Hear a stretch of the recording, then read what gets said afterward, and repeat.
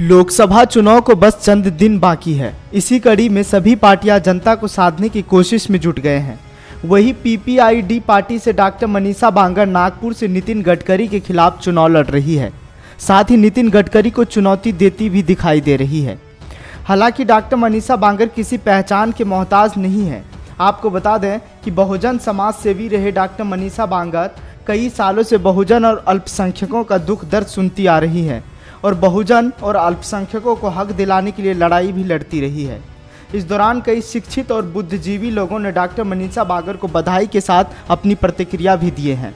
वहीं दिल्ली विश्वविद्यालय के प्रोफेसर रतनलाल ने कहा कि डॉक्टर मनीषा बांगर एक सशक्त सामाजिक कार्यकर्ता है। नितिन गडकरी के खिलाफ नागपुर से लोकसभा चुनाव लड़ रही है। हम सभी को उनकी मदद करनी चाहिए।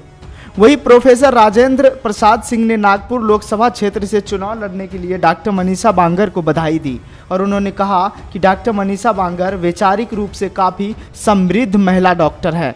नागपुर संघ की राजधानी और बाबा साहब की दीक्षा भूमि है। साथ ही चौधरीराम यादव ने कहा कि यदि नागपुर लोकसभा सीट पर दीक्षा भूमि की ओर से डॉक्टर मनीषा बांगर ने चुनौती देने का निर्णय कर लिया है तो वो बधाई की पात्र है। वही मैत्रेय गौतम छात्र नेता बीबीएयू लखनऊ, उन्होंने कहा कि डॉक्टर मनीषा बांगर नागपुर लोकसभा प्रत्याशी के समर्थन में उतरे। देश भर के बुद्धिजीवी और नितिन गडकरी का नागपुर लोकसभा क्षेत्र में जनता के सामने सभी मुद्दे पर दोनों लोगों के बीच बहस होना चाहिए। ये भी अच्छा है कि बाकी तमाम लोगों की तरह यूपी में ही नहीं लड़ रही है मनीषा जी, बल्कि संघ के हेडक्वार्टर में धावा बोल रही है।